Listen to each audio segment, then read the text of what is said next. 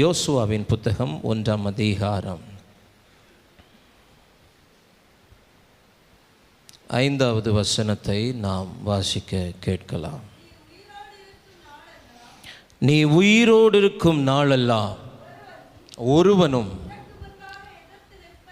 உனக்கு முன்பாக எதிர்த்து நிற்பதில்லை. நான் மோசையோடு இருந்தது போல உன்னோடும் இருப்பேன். நான் உன்னை விட்டு விலகுவதும் இல்லை, உன்னை கைவிடுவதும் இல்லை. உன்னை கைவிடுவதும் இல்லை. ஹல்லேலூயா. இந்த வார்த்தையின் மூலமாய் கர்த்தர் இந்த நாளிலே நம்மோடு கூட பேச விரும்புகிறார். ஆமென். மோசையினுடைய காலங்கள் முடிந்து யோசுவாவினுடைய காலங்கள் வருகிறது.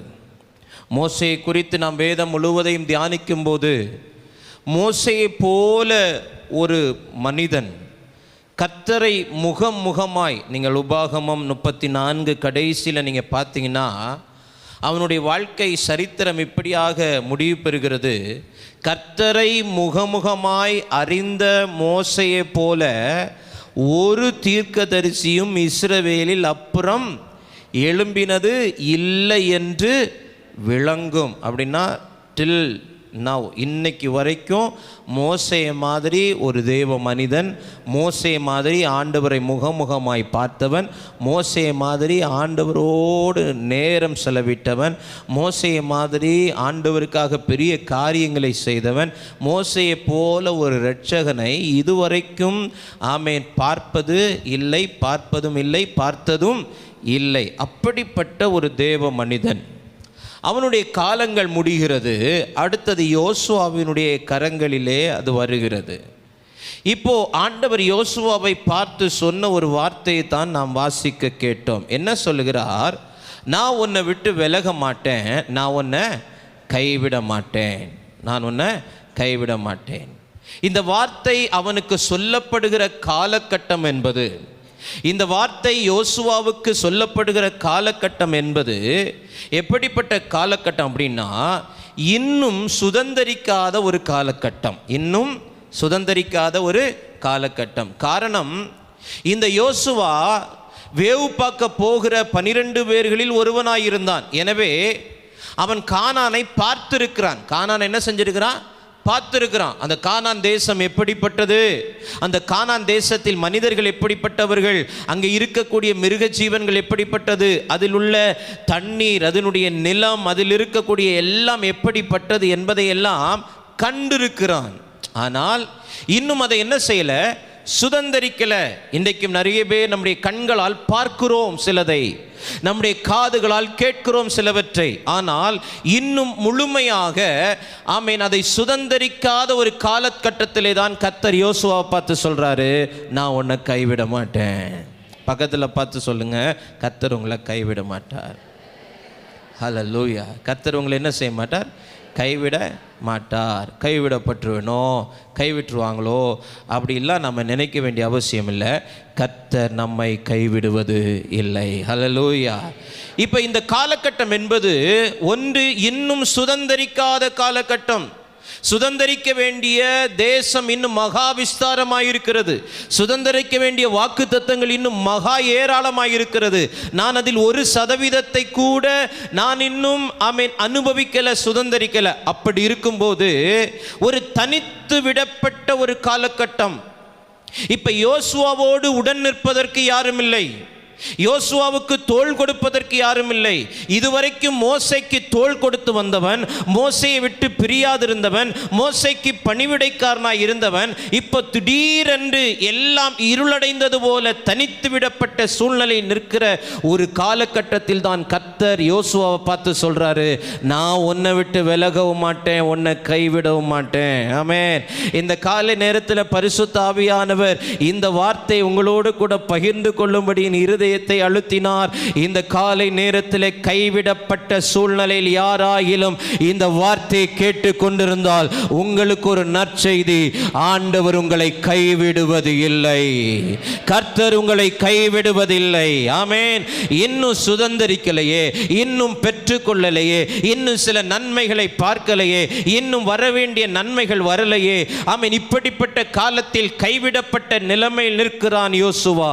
உடன் இருந்தவர்கள் எல்லாம் சத்துருக்களாய் மாறிப்போன காலகட்டம், கூட நின்றவர்கள் எல்லாம் துரோகிகளாய் மாறிப்போன காலகட்டம், தனித்து விடப்பட்ட ஒரு காலகட்டத்திலே தான் கர்த்தர் யோசுவா பார்த்து சொல்றார், யோசுவா, நான் மோசையோடு இருந்தது போல உன் கூட நான் இருப்பேன். ஆமென். மோசையோடு கூட இருந்தது போல நான் உன் கூட இருப்பேன். நீ உயிரோடு இருக்கும் நாளெல்லாம் ஒருவனும் உனக்கு முன்பாக எதிர்த்து நிற்பதில்லை. நான் உன்னை விட்டு விலகுவதும் இல்லை, உன்னை கைவிடுவதும் இல்லை. விலகாத கர்த்தர் அவர். ஆமென்.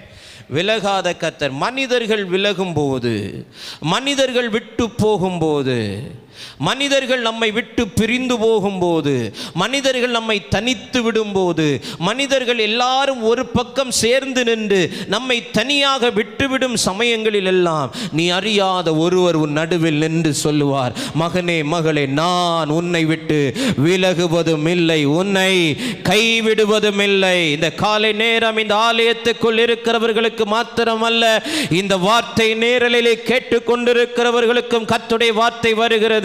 நீ கைவிடப்படுவது இல்லை, கர்த்தர் உன்னை கைவிடுவதில்லை. ஹல்லேலூயா, ஹல்லேலூயா.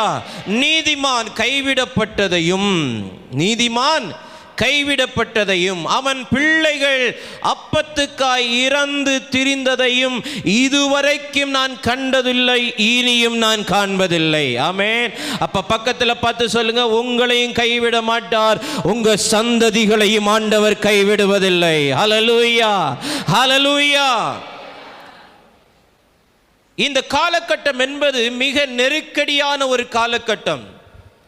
முன்பின் அனுபவம் இல்லாத ஒரு பொறுப்பில் யோசுவா வருகிறான். அதுவரைக்கும் மோசைக்கு பணிவிடைக்காரனாய் இருந்தவன், ஊழியக்காரனாய் இருந்தவன்.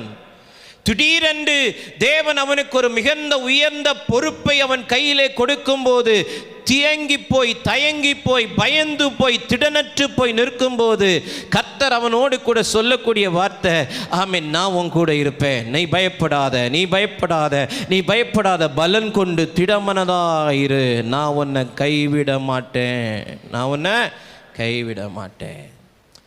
யோசுவாவை விட்டு தேவன் விலகாதிருப்பதற்கான காரணங்கள், மோசையோடு பயணித்தவர்களில் யோசுவா மாத்திரமல்ல, யோசுவாவை போல் அநேகர் பயணித்தார்கள். யோசுவா மோசையினுடைய கைகளை தாங்கினவர்கள் உண்டு, மோசையோடு கூட பயணித்தவர்கள் உண்டு, மோசையோடு கூட ஆசரிப்பு கூடாரத்தின் பணிகளை மேற்கொண்டவர்கள் உண்டு, வழி நடத்தினவர்கள் உண்டு, மோசைக்காக பல காரியங்களை செய்தவர்கள் உண்டு, மோசையின் குடும்பத்தினர்கள் உண்டு, மோசையின் பிள்ளைகள் உண்டு. ஆனால் அவர்களுக்கெல்லாம் கிடைக்காத ஒரு பெரிய பாக்கியத்தை தேவன் யோசுவாவுக்கு தருகிறார். அதற்கான காரணங்களை தான் வேகமாக இந்த காலை நேரத்திலே நாம் சிந்தித்து ஜெபிக்க போகிறோம். அதே போல் நம்மும் இருந்தால் தேவன் நம்மளை கைவிடுவது இல்லை. ஹல்லேலூயா. வேதத்தில் நீங்கள் வாசிக்கும் போது முதலாவது யாத்ராகமத்தின் புத்தகம் 33ஆம் அதிகாரம் 11வது வசனத்தை வாசியுங்கள். ஒருவன் தன் சிநேகிதனோட பேசுவது போல கர்த்தர் மோசையோட முகமுகமாய் பேசினார். பின்பு அவன் பாளையத்துக்கு திரும்பினான். நூனின் குமாரனாகிய யோசுவா என்னும் அவனுடைய பணிவிடைக்காரனாகிய வாலிபன் ஆசரிப்பு கூடாரத்தை விட்டு பிரியாதிருந்தான். தேவன் யோசுவாவை விட்டு விலகாதிருந்ததற்கான காரணம் என்ன? யோசுவாவை பார்த்து நான் உன்னை கைவிட மாட்டேன், நான் உன்னை விட்டு விலக மாட்டேன்னு சொல்வதற்கான காரணம் என்ன? இங்கே யோசுவாவை குறித்து வேதம் சொல்லுகிறது, அந்த வாலிபன் ஆசரிப்பு கூடாரத்தை விட்டு பிரியாதிருந்தான். ஆசரிப்பு கூடாரத்தை விட்டு பிரியாதிருந்தான். அவன் ஆசரிப்பு கூடாரத்தை விட்டு விலகல, ஆண்டவர் அவனை விட்டும் விலகல. ஹல்லேலூயா. என்றைக்கு நாம் ஆசரிப்பு கூடாரத்தை விட்டு விலகுகிறோமோ அன்றைக்கு தேவனும் நம்மை விட்டு விலகுவார். தேவனும் நம்மை விட்டு விலகுவார். ஆசரிப்பு கூடாரத்தை விட்டு விலகல, அமர்ந்திருக்கிற ஒரு வாழ்வு. என்ன வாழ்வு? அமர்ந்திருக்கிற ஒரு வாழ்வு.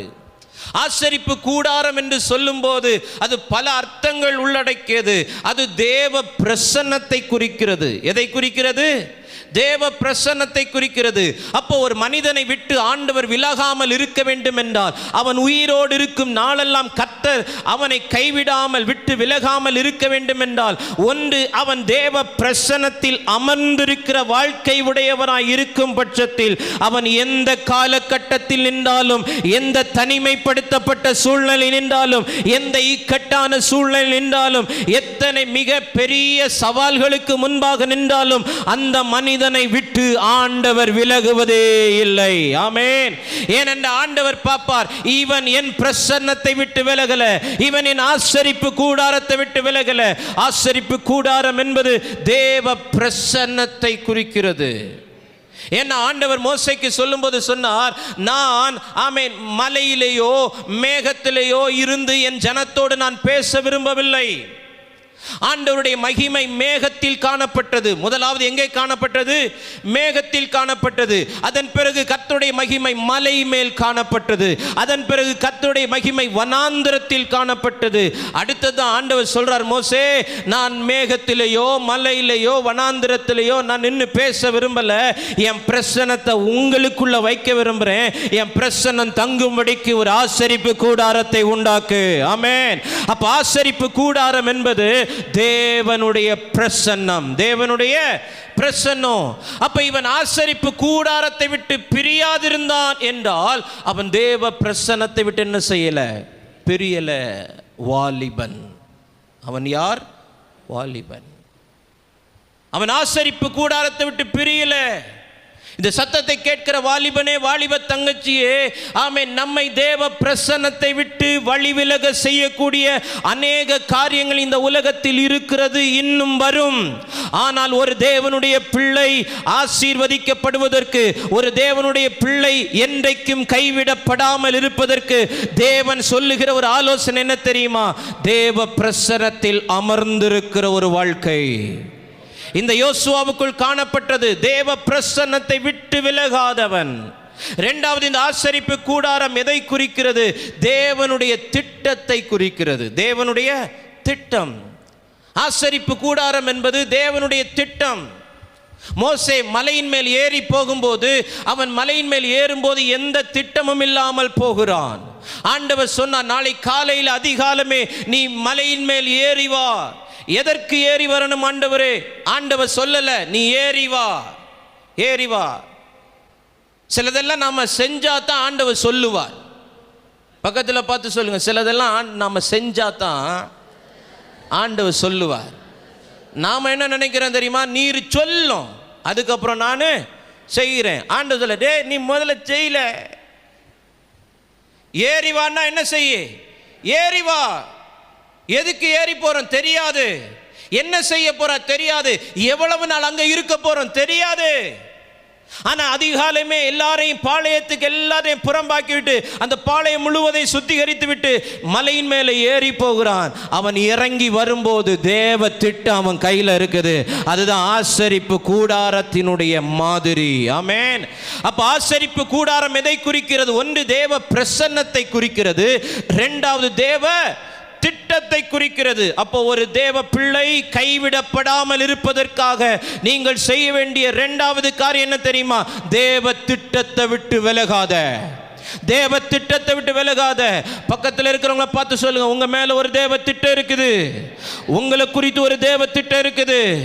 இந்த உலகத்தில் எந்த மனுஷன் மேலையும் திட்டம் இல்லாம ஆண்டவர் இந்த உலகத்துக்குள்ள கொண்டு வரல. உனக்கு படிப்பு இருக்குதா, பணம் இருக்குதா, அந்தஸ்து இருக்குதா, ஆஸ்தி இருக்குதா, அழகு இருக்குதா, அறிவு இருக்குதா என்பதையெல்லாம் ஆண்டவர் பார்க்கல. இந்த உலகத்தில் பிறக்க போகிற எல்லா மனுஷனை குறித்தும் தேவனுக்கு ஒரு திட்டம் இருக்கிறது. இருக்கிறது. அந்த திட்டத்தை விட்டு அவன் ஒரு நாளும் விலகக்கூடாது. அப்படிப்பட்டவனை பார்த்துதான் ஆண்டவர் சொல்லுவார், நான் உன்னை விட்டு விலகுவதும் இல்லை, உன்னை கைவிடுவதும் இல்லை. அப்ப தேவ பிரசன்னத்தை விட்டு விலகாத ஒரு வாழ்க்கை. இரண்டாவது, தேவ திட்டத்தை விட்டு விலகாத ஒரு வாழ்க்கை. தேவ திட்டம், நமக்குன்னு ஒரு திட்டம் இருக்குது, பிசாசுக்கு ஒரு திட்டம் இருக்குது, உலகத்துக்குன்னு ஒரு திட்டம் இருக்குது, நம்மை சுற்றி இருக்கிற மனிதர்களுக்கென்று ஒரு திட்டம் இருக்கிறது. என்னை குறித்து எனக்கு ஒரு திட்டம் இருக்கிறது, என்னை குறித்து என் குடும்பத்துக்கு ஒரு திட்டம் இருக்கிறது, என்னை குறித்து என்னை சுற்றி இருக்கிற மனிதர்களுக்கு ஒரு திட்டம் இருக்கிறது, என்னை குறித்து பிசாசுக்கு ஒரு திட்டம் இருக்கிறது, என்னை குறித்து ஆமென் தேவனுக்கு ஒரு திட்டம் இருக்கிறது. இப்ப இதை எல்லா திட்டத்தின் நடுவில் தான் நான் நிற்கிறேன். இந்த போல தான் எல்லாருடைய வாழ்க்கையிலும், ஒருத்தனுடைய வாழ்க்கையில மனுஷன் ஒரு திட்டத்தை சொல்லுவான், குடும்பம் ஒரு திட்டத்தை சொல்லும், பிசாசு ஒரு திட்டத்தை வைப்பான், உலகம் ஒரு திட்டத்தை வைக்கும், இன்னொரு பக்கம் தேவனுடைய திட்டம் அவன் மேல இருக்கும். இதன் நடுவிலே மற்ற திட்டங்களை எல்லாம் புறம் தள்ளிவிட்டு தேவனுடைய திட்டத்தின் மையத்திலே ஒரு மனிதன் நிற்பானேயானால் அவன் எந்த சூழ்நிலை நடுவிலையும் கைவிடப்படுவதில்லை. ஆமென். அவனுக்கு முன்பாக யோர்தான் பெருவெள்ளமாய் பிரவாகித்து வரட்டும், எரிகோ பெருமதிலாய் தடையாய் நிற்கட்டும், அதன் நடுவிலேயும் கர்த்தர் யோசுவா பார்த்து சொல்வார், நான் உன்னை விட்டு விலக மாட்டேன், உன்னை நான் கைவிட மாட்டேன். ஆமென். ஏன்னா நீ தேவ திட்டத்தை விட்டு என்ன செய்யல, விலகல.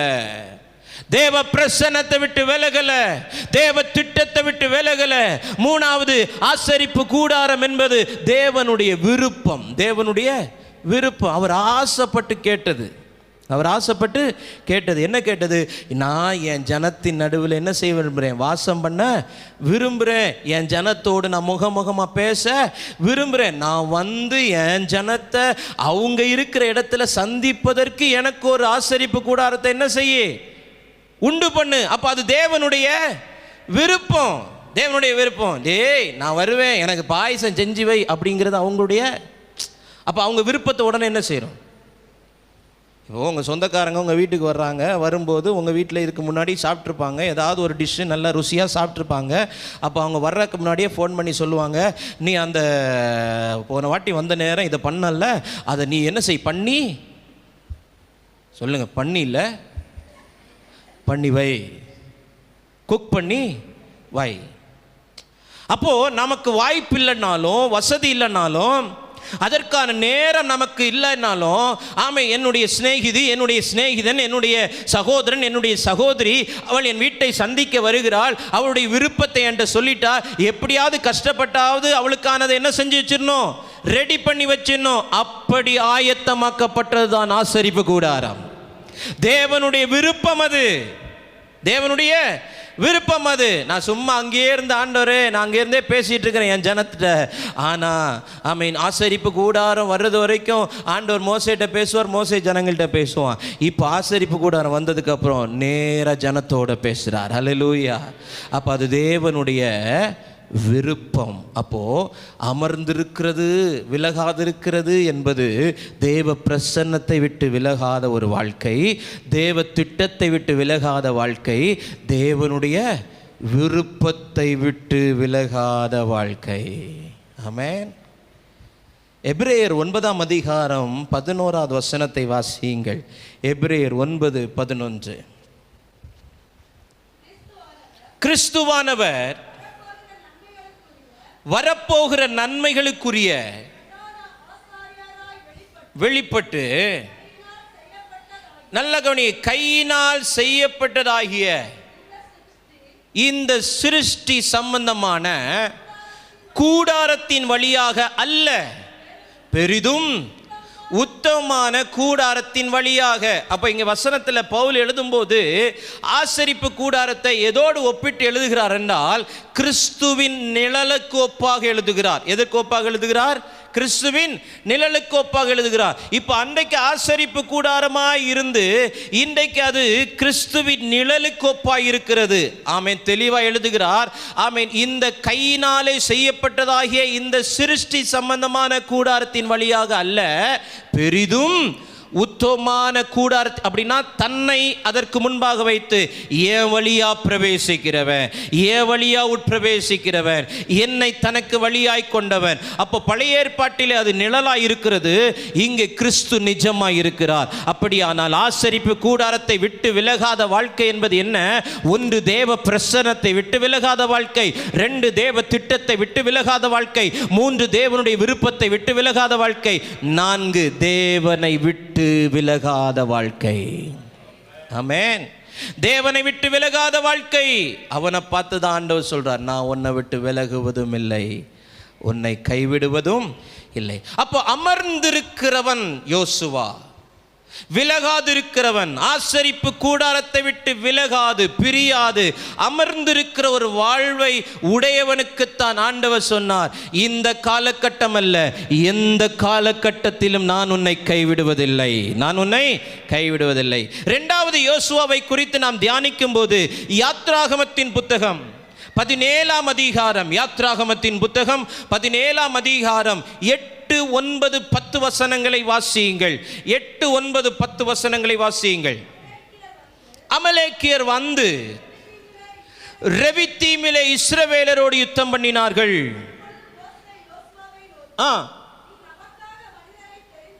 நீ நமக்காக மனிதரை தெரிந்து கொண்டு புறப்பட்டு அமலேக்கோடு யுத்தம் பண்ணு, நாளைக்கு நான் மலை உச்சியில் தேவனுடைய கோலை என் கையில் பிடித்து கொண்டு நிற்பேன் என்றான். நல்ல கவனிங்க, யோசுவா தனக்கு மோசே சொன்னபடியே செய்து அமலேக்கோடு யுத்தம் பண்ணினான். மோசேயும் ஆரோனும் ஊர் என்பவனும் மலை உச்சியில் ஏறினார்கள். நல்லா கவனிக்கணும். 1, அமர்ந்திருக்கிற வாழ்வு. 2வது அர்ப்பணிக்கிற மனசு. என்னது? அர்ப்பணிக்கிற மனசு. சார், முன்ன பின்ன யோசுவாவுக்கு யுத்தம் பண்ணி பழக்கம் இல்லை. உலகத்தில் சொல்லுவாங்க, முன்ன பின்ன செத்தாதானே சுடுகாடு தெரியும். யோசுவா அப்படிப்பட்டவன். இதுவரைக்கும் மோசேக்கு பணிவிடைக்காரனாக இருக்கிறான். மோசே எங்கெல்லாம் போறானோ பின்னாடியே போவான். ஆசரிப்பு கூடாரத்தில் போனால் அவன் கூடவே இருப்பான். ஆசரிப்பு கூடாரத்தை விட்டு மோசே போனாலும் இவன் ஆசரிப்பு கூடாரத்தில் இருப்பான். இப்படி இருந்து பழகினவன் இவன். யுத்தம் பண்ணி பழக்கமே இல்லை. ஆனா ஒரு நாள் அமலேக்கியர்கள் ரெவித்தீமிலே இஸ்ரவேலரோடு கூட என்ன செய்கிறார்கள்? யுத்தம் பண்ணுகிறாங்க. இஸ்ரவேல் ஜனங்கள் அங்க பாளையத்தில் இருக்குது. அப்ப யோசுவா இங்க மோசேயோடு கூட இருக்கிறான். மோசேக்கு செய்தி வருகிறது, ரெவித்தீமிலே அமலேக்கியர்கள் இஸ்ரவேலரோடு என்ன செய்கிறாங்க? யுத்தம் பண்ணுகிறார்கள். உடனே மோசே சொல்றான், யோசுவா நீ நமக்காக மனிதர்களை தெரிந்து கொண்டு புறப்பட்டு என்ன செய்? அமலேக்கோடு யுத்தம் பண்ணு. ஓய், உமக்கு என்ன மண்டைக்கு என்ன வீக்கமா? இத்தனை வருஷமா ஒரு ஈட்டிய நீர் என் கையில் தந்தது இல்லை. ஒரு பட்டயத்தை எப்படி பிடிக்கணும்னு கற்றுக் கொடுத்தது இல்லை. யுத்தம் பண்ணுவது எப்படி என்பது எனக்கு தெரியாது அப்படின்னு எந்த விளக்கமும் சொல்லலை. விளக்கம் சொல்றவன் விளங்க மாட்டான். ராமேன் சொல்லுங்க. Never explain and never complain. மோசே சொல்றான், நீ போ யுத்தம் பண்ணு. பழக்கம் இல்லை, ஆனா அர்ப்பணிக்கிற மனது இருக்கிறது.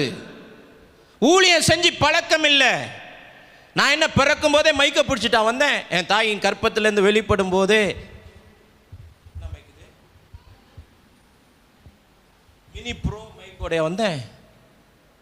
இல்ல, பழக்கம் இல்லை. திடீர்னு ஒரு நாள் ஒரு வாய்ப்பு வருகிறது.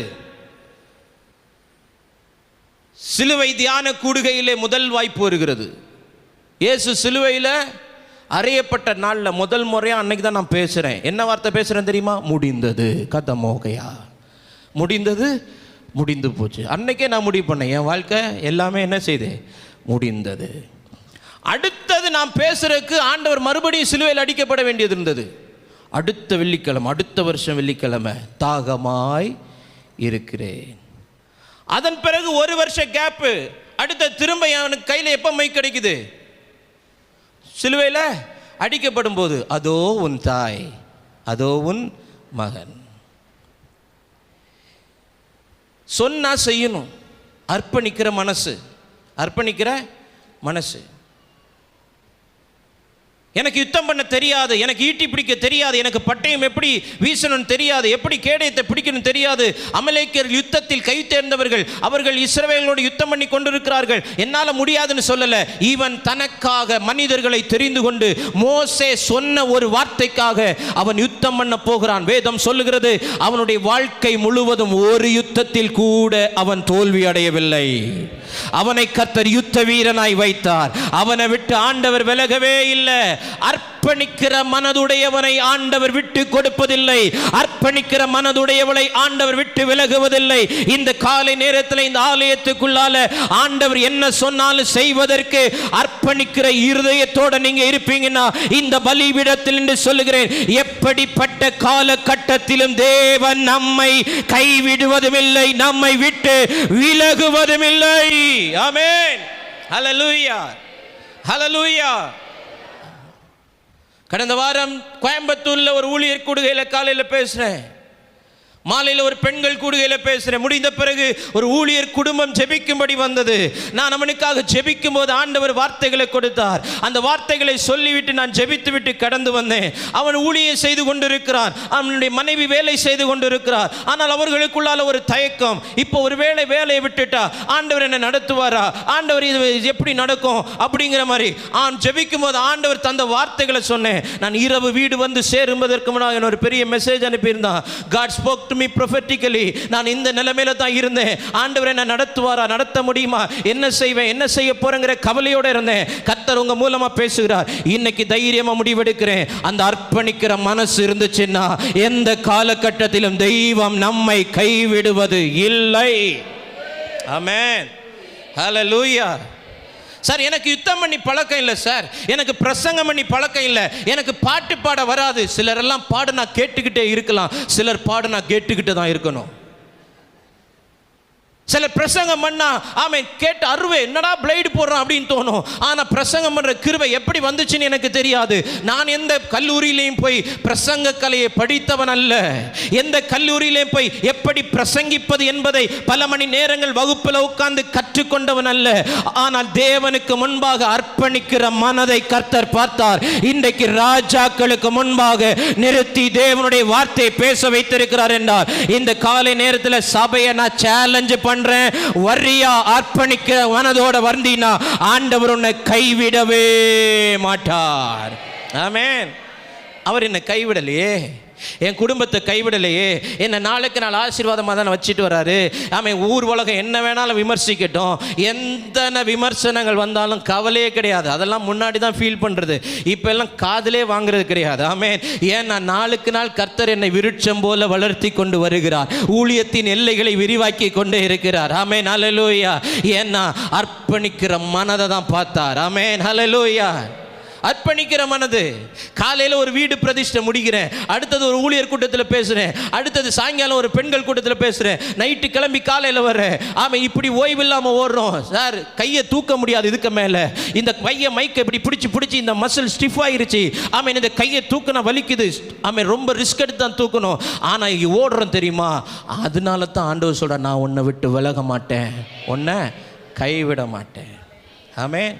யோசுவா, இந்த ஜனங்கள் உன்னை குறித்து என்ன வேணாலும் சொல்லட்டும், அதை பற்றி கவலைப்படாத, நான் உன் மனசை தான் பார்க்குறேன், நான் உன் மனசை தான் பார்க்குறேன்.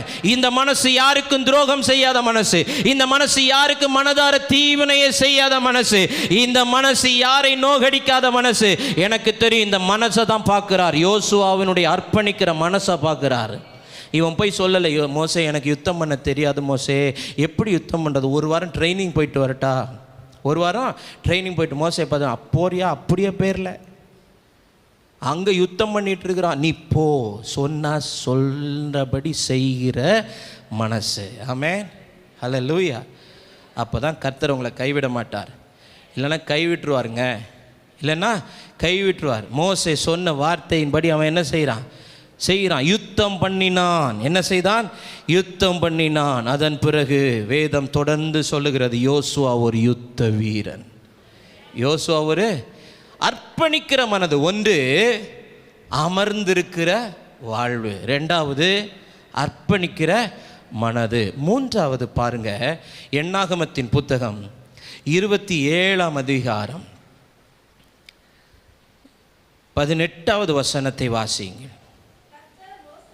கர்த்தர் மோசேயை நோக்கி, ஆவியை பெற்றிருக்கிற புருஷனாகிய யோசுவா, நீ தெரிந்து கொண்டு அவன் மேல் உன் கையை வைத்து. ஆமென். ஆவியை பெற்றிருக்கிற புருஷனாகிய யோசுவா. அப்போ ஒன்று அமர்ந்திருக்கிற வாழ்வு, இரண்டாவது அர்ப்பணிக்கிற மனது, மூன்றாவது ஆவியானவரால் நிரப்பப்பட்ட ஜீவிதம். ஆவியை பெற்றவன், ஆவியை பெற்றவன்.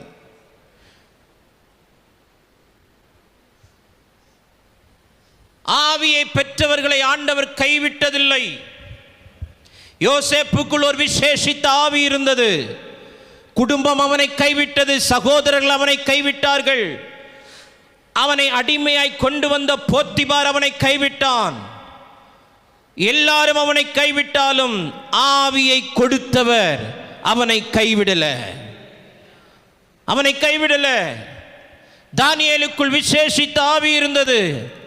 கர்த்தர் அவங்களை கைவிடல, சிங்கத்தின் வாய்க்கு ஒப்பு கொடுக்கல. எந்த காலகட்டத்திலும், தரியுனுடைய காலகட்டம், அடுத்தது 3 பேருடைய காலகட்டம், கோரேசனுடைய காலகட்டம், இன்னொருத்தன் யாரு? தரியுனுடைய காலத்திலும் கோரேசனுடைய காலத்திலும் பெர்சியனாகிய, சொல்லுங்க வசனம் சொல்லுங்க. 3 காலகட்டத்தில் தானியேலை கர்த்தர் என்ன செய்யலை? கைவிடவே இல்லை. ஏன்னா அவனுக்குள்ளால ஆவி இருந்துச்சு, அவனுக்குள்ளால விசேஷித்த ஆவி இருந்துச்சு. இந்த ஆவி ஒரு மனிதனை கைவிடாது. ஆமென்.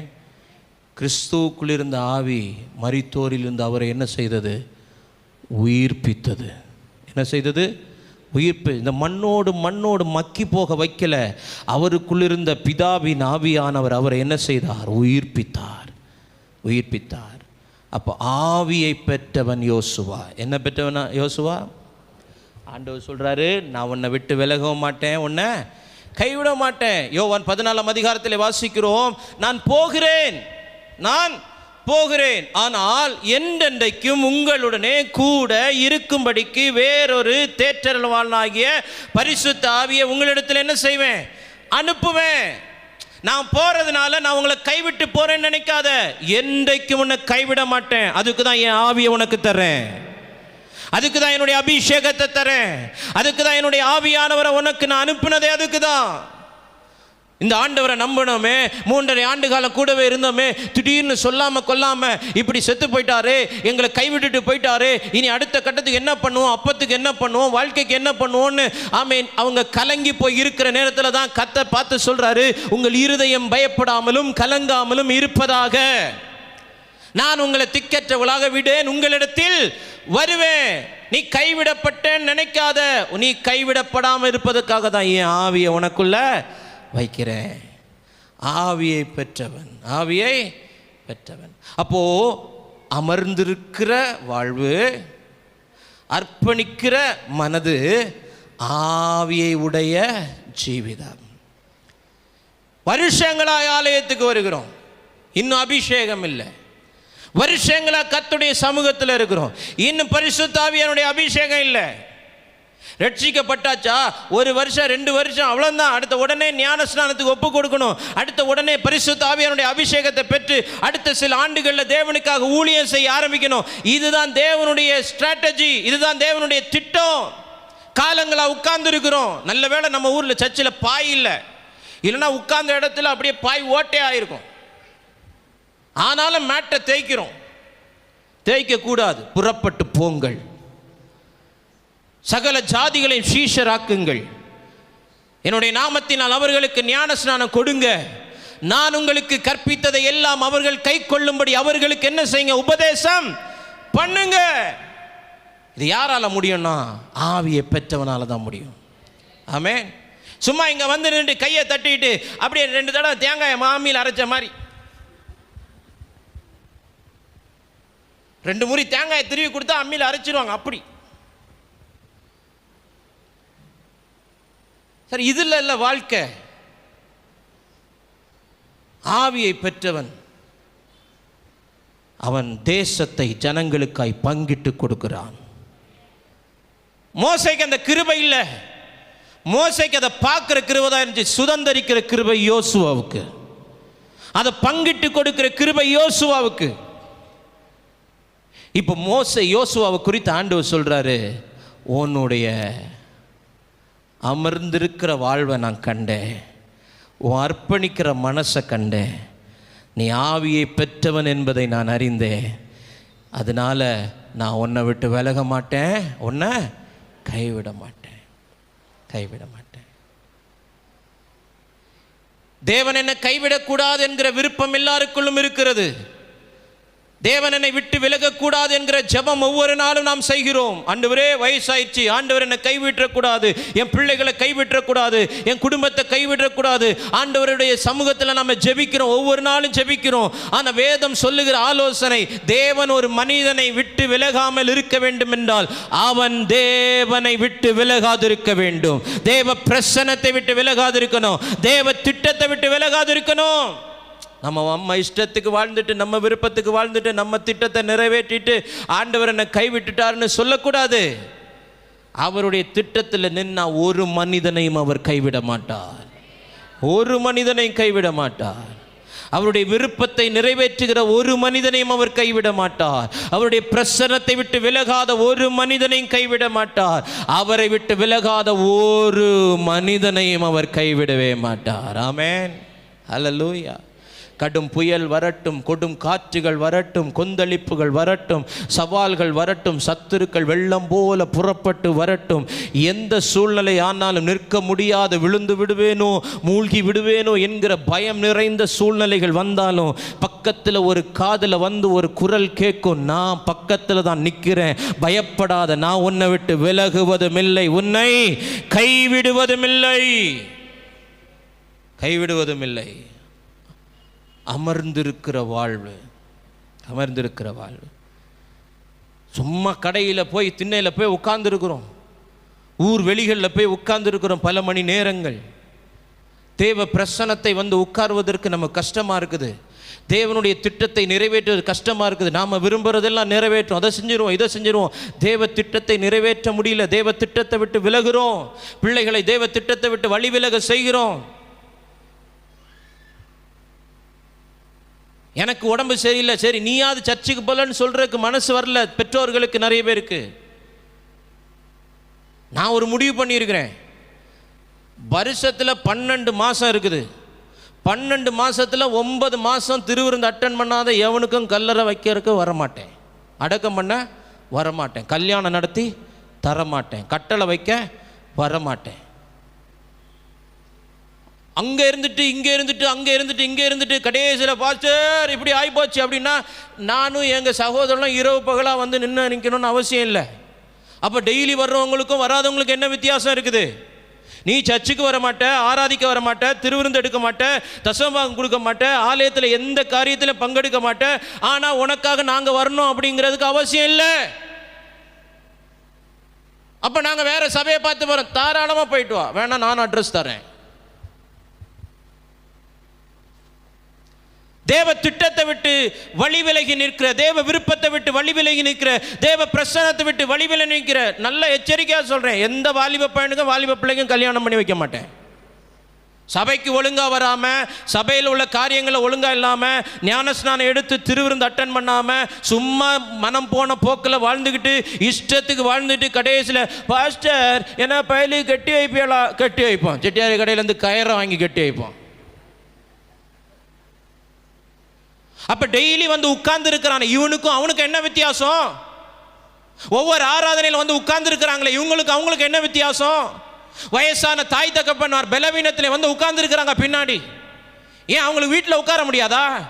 நடக்க முடியல சார், உட்கார முடியல, ஆனாலும் தேவ பிரசன்னத்தில் கொஞ்சம் பலன் வந்தோன்னு வந்து உட்காரணுங்கிற எண்ணம் வருது இல்லை, அவங்கள தான் ஆண்டவர் கைவிட மாட்டார், அவங்கள தான் ஆண்டவர் விட்டு விலக மாட்டார்.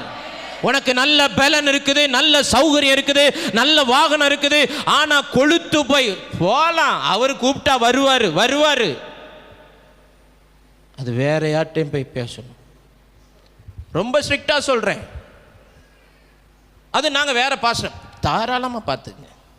அது நாங்கள் இனி சர்ச்சுக்கு தாராளமாக போங்க, தாராளமாக போங்க. 500 பன்னிக்குட்டிகளை மேய்க்கிறத விட 50 சிங்கக்குட்டிகளை மேய்ச்சிட்டு போகலாம். ஆமென். எனக்கு கொஞ்ச நாள் அது ஆதங்கமாக இருக்குது. சர்ச்சுக்கு வர மாட்டான், சர்ச்சில் உள்ள எந்த காரியத்தில் ஈடுபட மாட்டான், ஆலயத்து பக்கமே வரமாட்டான், திருவிருந்துக்கு வரமாட்டான், தசமபாகம் கொடுக்க மாட்டான், காணிக்க கொடுக்க மாட்டான், சர்ச்சில் ஒரு ஆனிவர்சரினா வந்து நிற்க மாட்டான், எதுவுமே செய்ய மாட்டான். ஆனால் என்ன செய்யணும்? நாங்கள் என்ன செய்யணும்? கட்டளை வச்ச போனோம், கதவு வச்ச போனோம், அப்புறம் கல்யாணம் பண்ண வைக்க போனோம், செத்தா பூத்தம். எங்களுக்கு பூத்தது இல்லை, நூற்று. நீங்களே யோசிங்க. அப்போ நீங்கள்லாம் டெய்லி வரீங்க, எல்லா ஆராதனையில் வரீங்க, எல்லா ஒரு தேவைன்னு சொன்னோன்னே கைகளை பலப்படுத்துறீங்க, எல்லா காரியத்திலையும் உறுதுணையாக நிற்கிறீங்க. உங்களுக்கும் அவங்களுக்கும் என்ன டிஃப்ரென்ஸ் கேட்பாங்கல்ல, ஜனங்கள் கேட்பாங்கல்ல. வராதவங்களுக்கு எச்சரிக்கை இந்த கேமரா மூலமாய். அதுக்கு நிறைய சர்ச்சஸ் இருக்குது, நிறைய ஊழியக்காரங்க இருக்கிறாங்க. தாராளமாக போகலாம். நீங்கள் என்கிட்ட வந்தாலே நான் நிறைய அட்ரஸ் தரேன், போகலாம், அறிமுகப்படுத்தி கூட விடுறேன், போகலாம். ஆனால் ஒரு காலகட்டம் வரும், கைவிடப்பட்டு நிற்போம். எந்த காலகட்டத்திலும் கைவிடப்படாமல் இருப்பதற்கு நாம் தேவ சமூகத்தை விட்டு என்ன செய்யக்கூடாது? விலகக்கூடாது. அமர்ந்திருக்கிற வாழ்வு. 2வது, என்ன சொன்னாலும் செய்யணும் சார். சண்டே கிளாஸு யூனிஃபார்ம் போடணும்னு சொன்னால் என்ன செய்யணும்? போடணும். ஆவியானவர் போடக்கூடாதுன்னு சொன்னான்னு போடக்கூடாது, இல்லைன்னா போயிடணும். இளம் தலைவர்கள் யூனிஃபார்ம் என்ன செஞ்சாங்க? அவங்க போட்டாங்க. வாலிபர்கள் யூனிஃபார்ம்னா போட்டாங்க. யூனிஃபார்ம்னா என்ன? ஒயிட் சாரியா யூனிஃபார்மு? எல்லாரும் ஒயிட்டு தானே போடும். நீ வித்தியாசமாக தெரியணும். இது வாலிபர் குழு, இது இளம் தலைவர்கள் குழு, இது சண்டே கிளாஸ் டீச்சர்ஸ் அப்படின்னு தெரியறதுக்காக தான் யூனிஃபார்மு. தலைமை என்ன சொல்லுதோ கீழ்ப்படியணும். மோசே என்ன சொல்கிறானோ யோசுவா என்ன செஞ்சான்? கீழ்ப்படிஞ்சான். இங்கே குருவுக்கு மிஞ்சின சீசன் எவனுமே இல்லை, எவளுமே இல்லை. எனக்கு பழக்கம் இல்லை, எனக்கு தெரியாது, சொல்ல முடியாது சார். யோசுவா சொல்லலை. ஆசரிப்பு கூடாரத்தில் இருந்தவனுக்கு யுத்தம் பண்ணுறதுக்கு ஒரு சம்பந்தம் இல்லை. ஆனால் மோசே சொன்னானேன்னு சொல்லிட்டு யுத்தம் பண்ண போனான்.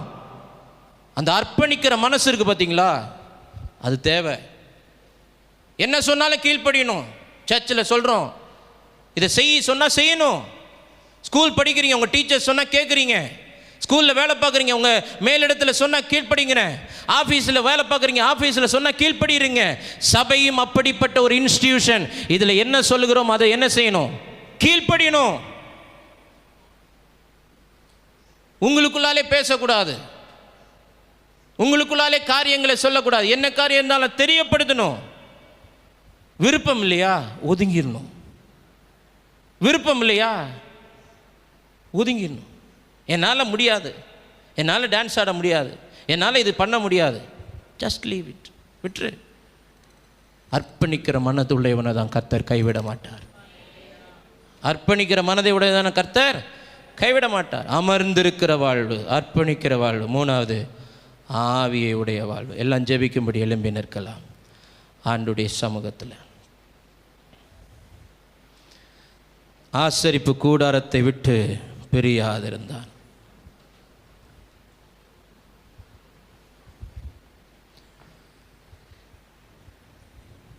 தேவ பிரசன்னத்தை விட்டு பிரியாத ஒரு வாழ்க்கை, தேவ திட்டத்தை விட்டு விலகாத ஒரு வாழ்க்கை, தேவ விருப்பத்தை விட்டு நீங்காத ஒரு வாழ்க்கை, தேவனையே விட்டு விலகாத ஒரு ஜீவிதம். அவனை பார்த்து தான் ஆண்டவர் சொன்னான், நீ உயிரோடு இருக்கும் நாளெல்லாம் ஒருவனும் உன்னை எதிர்த்து நிற்பதில்லை. மோசையோடு இருந்தது போல நான் உன் கூட இருப்பேன். நான் உன்னை விட்டு விலகவும் மாட்டேன், உன்னை கைவிடவும் மாட்டேன், உன்னை கைவிடவும் மாட்டேன்.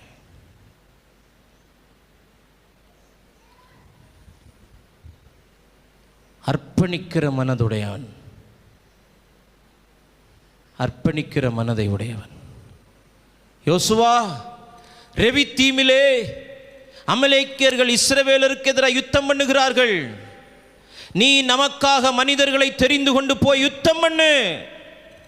யோசுவா சொல்லலை, எனக்கு யுத்தம் பண்ண தெரியாது மோசே, இதுக்கு முன்ன பின்ன நான் யுத்தம் பண்ணதே இல்லை, நான் சொல்றதை செய். அர்ப்பணிக்கிற மனது. மோசே சொன்னபடியே யோசுவா போய் யுத்தம் பண்ணினான். மோசே சொன்னபடியே யோசுவா போய் யுத்தம் பண்ணினான். அர்ப்பணிக்கிற மனது. அவர் உங்களுக்கு என்ன சொல்லுகிறாரோ அதன்படி செய்யுங்கள். அர்ப்பணிக்கிற மனதுடைய வேலைக்காரர்கள். அர்ப்பணிக்கிற மனசு. கைவிட மாட்டார், கைவிடவே மாட்டார். உங்க வாழ்க்கையில் அர்ப்பணிக்கிற இருதயம் இருக்குதா? ஆண்டவருக்காக என்ன சொன்னாலும் நான் செய்வேன், என்ன சொன்னாலும் செய்வேன். சார் ஊழியத்துக்கு வந்துட்டோம், அவர் என்ன சொன்னாலும் செய்யணும், என்ன சொன்னாலும் செய்யணும். ஒரு நாள் 1000 பேர் கூட்டத்தின் நடுவில் நிறுத்துவார், அங்கேயும் பேச சொல்லுவார், பேசணும். இன்னொரு இடத்துல 10 பேர் தான் இருப்பாங்க, அங்கேயும் போன்னு சொல்லுவார், பேசணும். ஒரு இடத்துல நல்ல மைக்கு கொடுப்பாங்க, பேசுவோம். இன்னொரு இடத்துல மைக்கே இருக்காது, தொண்டை கிளிய கத்தணும், அங்கேயும் பேசணும், பேச சொல்லுவார்.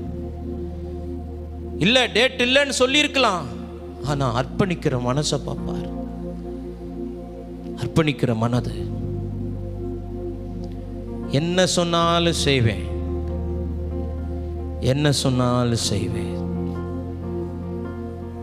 அமர்ந்திருக்க சொன்னா அமர்ந்திருப்பேன், யுத்தம் பண்ண சொன்னா யுத்தம் பண்ணுவேன். அந்த அர்ப்பணிக்கிற மனசு தான். அர்ப்பணிக்கிற இதைத்தான் செய்வேன், இப்படிதான் செய்வேன், இதைத்தான் பண்ணுவேன், இதை செய்ய மாட்டேன், இதை செய்ய எனக்கு தெரியாது, முடியாது. You are unfit for God's kingdom. தேவனுடைய ராஜ்யத்தில் நீ அன்ஃபிட். மோசே சொல்றான், மோசே ஆண்டவர் அழைக்கும் போது சொல்றான், ஆண்டவரே நான் திக்குவாயேன், எனக்கு பேச தெரியாது. ஏய் வாடா, கம்முன்னு வாடா, கூப்பிட்டா வா. பிரதியுத்தரம் கேட்க வரல, நானு உன்னை புறப்பட வர சொல்லியிருக்கிறேன், நீ வா. நான் உன் வாயோடு கூட இருந்து நான் பேசுவேன், உன் விரலோட கூட இருந்து நான் அற்புதம் செய்வேன், உன் கையில் இருக்கிற கோலை வைத்து நான் செங்கடல்களை பிளப்பேன். எனக்கு அர்ப்பணிக்கிறவர்கள் தான் தேவை, அர்ப்பணிக்கிற மனதை உடையவர்கள் தான் தேவை. ஆண்டவருக்காக எதை செய்ய சொன்னாலும், பாத்ரூம் கழுவணுமா, ஐ எம் ரெடி, இன்னைக்கும் நான் ரெடி. இன்னைக்கும் முகாம்களில் நான் அதை செய்கிறேன். அடுத்த செஷன் நான் ஸ்டேஜில் கெஸ்ட் மாதிரி ப்ரீச் பண்ணுவேன். ஆனால் இடைப்பட்ட நேரத்தில் எல்லா பணிவிடையும் செய்வேன். ஏன்னா என்னை விட்டு ஆண்டவர் விலகக்கூடாது, என்னை அவர் கைவிடக்கூடாது. அர்ப்பணிக்கிற மனசு. நான் பாட்டு மட்டும்தான் பாடுவேன், நான் செய்தி மட்டும்தான் கொடுப்பேன், நான் பாய் மட்டும்தான் போடுவேன், நான் இதை மட்டும்தான் செய்வேன், நான் அதை மட்டும்தான் செய்வேன். இல்லை, திடீர்னு ஒரு நாள் ஆண்டவர் சொல்லுவார், யுத்தம் பண்ணுன்னு சொல்லுவார். நீ போனோம், யுத்தம் பண்ண போனோம். திடீர்னு ஒரு நாள் சொல்லுவார், நீ வா ஆசரிப்பு கூடாரத்தில் வந்து உட்கார்ந்து அமர்ந்துருன்னு சொல்லுவார். உடனே ஆண்டவரே நான் யுத்தம் பண்ணுனா எப்படி சும்மா இருக்கிறது? இல்லை, சும்மா இருறா கொஞ்ச நாள். அந்த அர்ப்பணிக்கிற மனசை தான் ஆண்டவர் பார்க்கிறார். அவனை பார்த்து ஆண்டவர் சொல்றார், எந்த காலகட்டத்திலும் நான் உன்னை கைவிட மாட்டேன், எந்த காலகட்டத்திலும் நான் உன்னை கைவிட மாட்டேன், எந்த காலகட்டத்திலும். யோசுவாவினுடைய காலகட்டம் எப்படிப்பட்ட காலகட்டம் தெரியுமா? நல்ல ஒரு தலைமைத்துவம் இல்லாத ஒரு காலகட்டம், தனிமைப்படுத்தப்பட்ட ஒரு காலகட்டம், சுற்றி இருந்தவர்கள் எல்லாம் துரோகிகளாய் மாறின காலகட்டம், உடன் இருந்தவர்கள் எல்லாம் கை கொடுக்காத ஒரு காலகட்டம். தனியா நிற்கிறான், அவனை பார்த்தான். அதனால தான் ஆண்டவர் சொன்னார், இன்றைக்கு இந்த ஜனங்களுக்கு முன்னாடி நான் உன்னை மேன்மைப்படுத்துவேன், நான் உன்னை மேன்மைப்படுத்துவேன். நீ தனியா இருக்கிறன்னு யோசிக்காத, உன் பக்கபலமா யாரும் இல்லைன்னு யோசிக்காத. நீ அமர்ந்திருக்கிறவன் என்பதை நான் அறிந்திருக்கிறேன், நீ அர்ப்பணித்திருக்கிறவன் என்பதை நான் அறிந்திருக்கிறேன், நீ ஆவியை பெற்றவன் என்பதை நான் அறிந்திருக்கிறேன். நான் உன்னை விட்டு விலகுவதும் இல்லை, உன்னை கைவிடுவதும் இல்லை. நான் உன்னை விட்டு விலகுவதும் இல்லை, உன்னை நான் கைவிடுவதும் இல்லை. Thank you Jesus.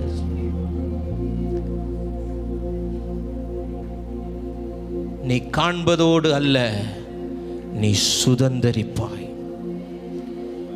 நீ சுதந்தரிப்பாய்.